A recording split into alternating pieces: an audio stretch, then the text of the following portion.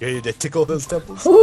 Welcome to the Book Father's Temple Tickling Guides. Hey, we got this book. It tickled our temples. Or do they not? Because there are some really weird toddler books out there. I'm almost more interested in the books that don't tickle temples. We have 3 criteria. Book fun? Is this book fun? That's important for a kid. And for the person reading the book 100 times. Yes. Second up is terrific terminology. Is the book giving your kid more vocabulary? Yes. And then the third category that we're going to rate these books on are the graphics. Are they tickling? Are they temple tickling? Us, your book fathers, will attempt to guide you. So here's a good example of touch and feel books that I think hit the right marks for a kid. If you're looking for a sensory book, instead of If I Were a Bear, let's opt for something like this. This is called That's Not My Otter.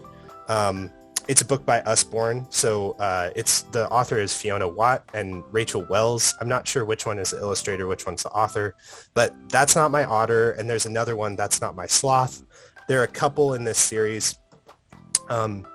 The thing is, if you have multiple of these books, there's some repetition. They use some of the same terminology for the animals. But I think the terminology is pretty good.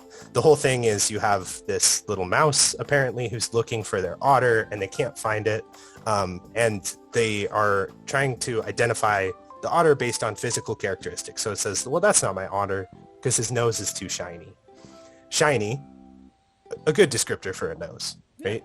Wet. That's not my otter. Its paws are too rough, right?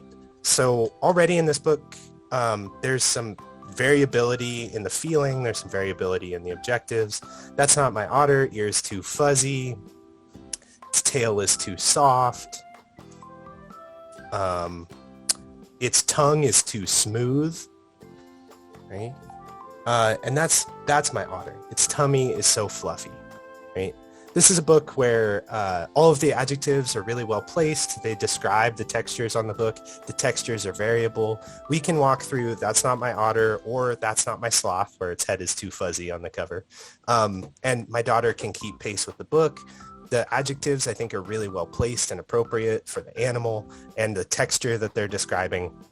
It's graphically very fun. The art is extremely cute. It's, little otter, and it places the otter in appropriate places. It places the sloth in appropriate landscapes.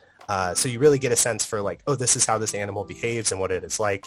So for me, the book fun on both of these books is high. It's a 5. I mean, my daughter loves it. She interacts with it frequently. The terminology is terrific. It's very age appropriate. It's very well connected.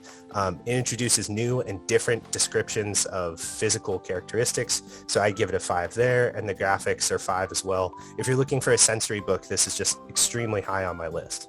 One suggestion for all of our parents out there, utilize your public libraries. The libraries have really great activities that they have going on, events that they have going on. Having books around for kids is one of the best things you can do. Picking the right ones is important. That's why we have developed these temple tickling guides. Continue to tickle the temples of your toddlers. Until next time, bye for this time, guys. Bye for this time, guys.